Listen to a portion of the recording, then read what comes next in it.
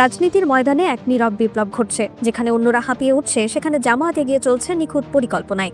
নির্বাচনের আগে তাদের কৌশলগত পদক্ষেপ অনেকের নজর কেড়েছে।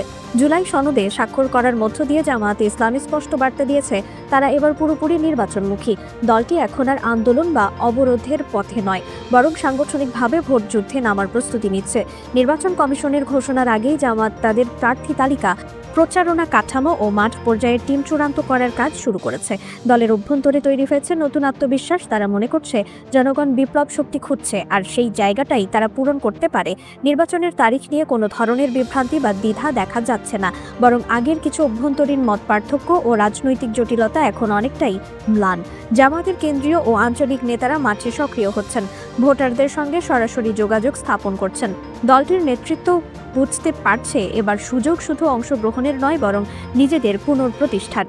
রাজনৈতিক বিশ্লেষকদের মতে এই জুলাই সনদ আসলে জামায়াতের কৌশলগত পরিবর্তনের প্রতীক।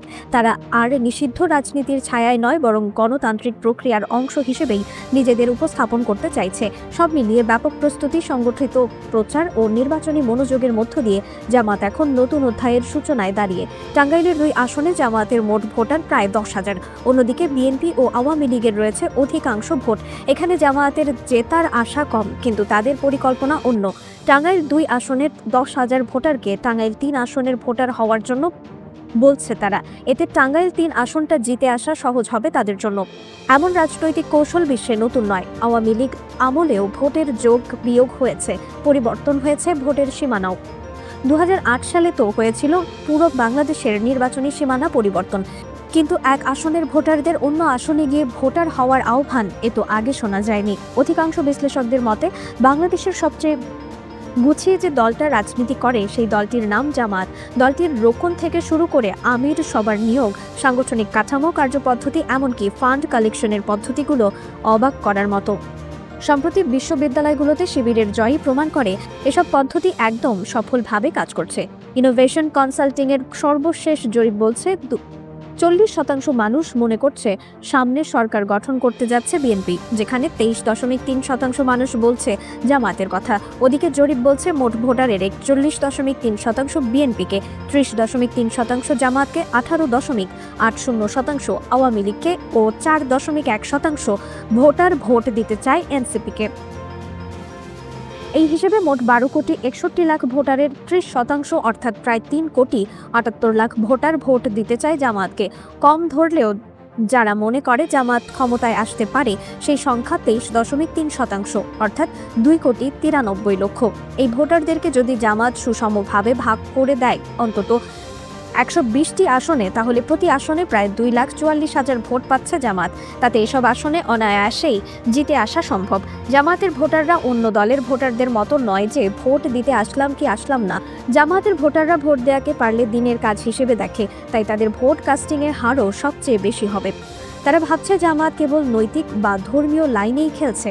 তারা আসলে খেলাটা ধরতেই পারছে না। দলটি এখন স্ট্র্যাটেজিক গ্রোথ মডেলে কাজ করছে, যেন কোনো বহুজাতিক কোম্পানি বাজার দখলের প্ল্যান নিচ্ছে। প্রতিটি অঞ্চলে তাদের নিজস্ব অপারেশন ইউনিট আছে।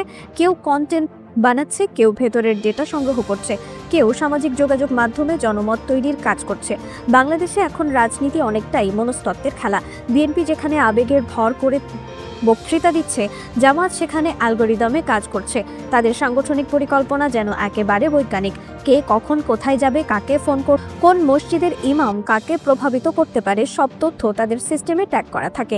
বিএনপি এখন ঠিক সেই মানুষটার মতো যে জানে তাকে দৌড়াতে হবে, কিন্তু বাঁশির শব্দটা শুনতে পাচ্ছে না কোনো এক অজানা কারণে। নেতৃত্ব আছে কিন্তু মাঠে নেই, সিদ্ধান্ত আছে কিন্তু প্রয়োগ নেই। তারেক রহমান লন্ডনে বসে আছেন, মাঠে নেতারা বিভক্ত, কেউ ঢাকায়, কেউ গুলশানে, কেউ অনিশ্চয়তায়। জামায়াতের বিপরীতে বিএনপি এখনও প্রার্থী ঠিক করতে পারেনি। ভোটার টার্গেটের কোনো ডেটা নেই, অথচ জামায়াতের প্রত্যেকটা জেলার প্রচারণা শুরু হয়ে গেছে। জামায়াতে ইসলামের নতুন রাজনৈতিক পরিকল্পনার কেন্দ্রে রয়েছে এক অভিনব ধারণা, স্মার্ট ডেমোগ্রাফি, অর্থাৎ তারা এখন সরাসরি ভোটের রাজনীতির বদলে জনগণের মনের ভেতর প্রবেশ করতে চাইছে। এই কৌশলের মূল লক্ষ্য 3টি গুরুত্বপূর্ণ গোষ্ঠী: যুব সমাজ, নারী ভোটার এবং ধর্মভিত্তিক সংবেদনশীল অঞ্চল। বিশেষ করে উত্তরবঙ্গের বিভিন্ন এলাকায় ইতিমধ্যে জামায়াত গড়ে তুলেছে শক্তিশালী নারী ভিত্তিক নেটওয়ার্ক।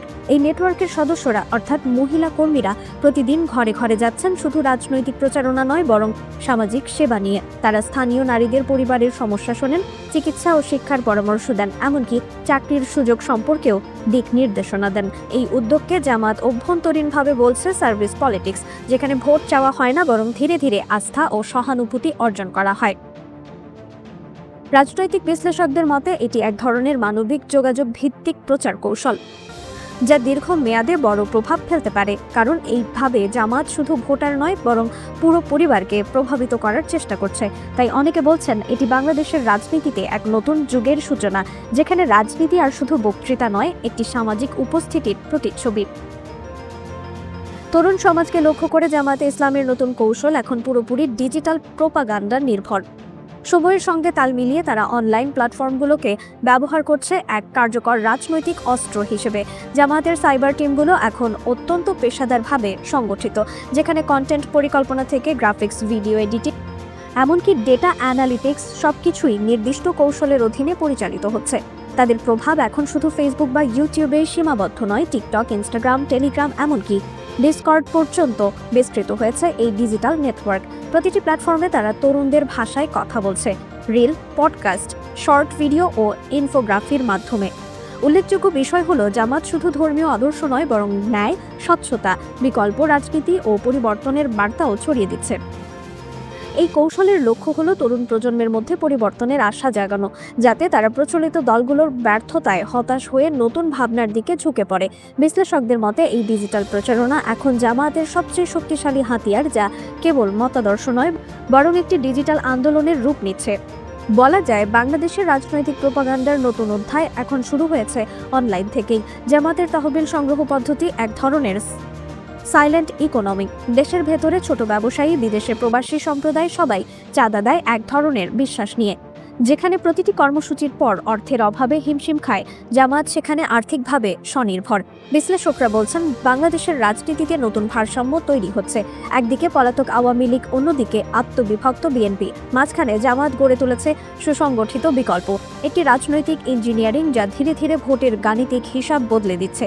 জামায়াতে ইসলামী এখন আর আড়াল থেকে রাজনীতি করছে না, তারা সরাসরি ক্ষমতার লড়াইয়ে নেমে পড়েছে। দলের ভেতরে এখন আত্মবিশ্বাস এমন পর্যায়ে যে বিএনপি বা অন্য কোনো ঐতিহ্যবাহী জোটের ওপর নির্ভর করার চিন্তাও করছে না তারা। দীর্ঘদিনের সংগঠিত প্রস্তুতি, মাঠ পর্যায়ের নেটওয়ার্ক ও তরুণ প্রজন্মের সম্পৃক্ততার ফলে জামায়াত এখন নিজেদের স্বতন্ত্র বিকল্প শক্তি হিসেবেই প্রতিষ্ঠা করতে চায়। রাজনৈতিক বিশ্লেষকদের মতে মাঠের অবস্থা দেখলে অনেকে অবাক হবেন, কারণ যেখানে বড় দলগুলো পুরনো ক্লান্তি ও বিভাজনে ভুগছে, সেখানে জামায়াত ধীরে কিন্তু ধারাবাহিকভাবে গড়ে তুলছে নতুন কাঠামো। তাদের প্রার্থীরা নীরবে জনসংযোগ করছে, সামাজিক সেবা দিচ্ছে আর ডিজিটাল প্ল্যাটফর্মে প্রচারণা চালাচ্ছে আধুনিক কৌশলে।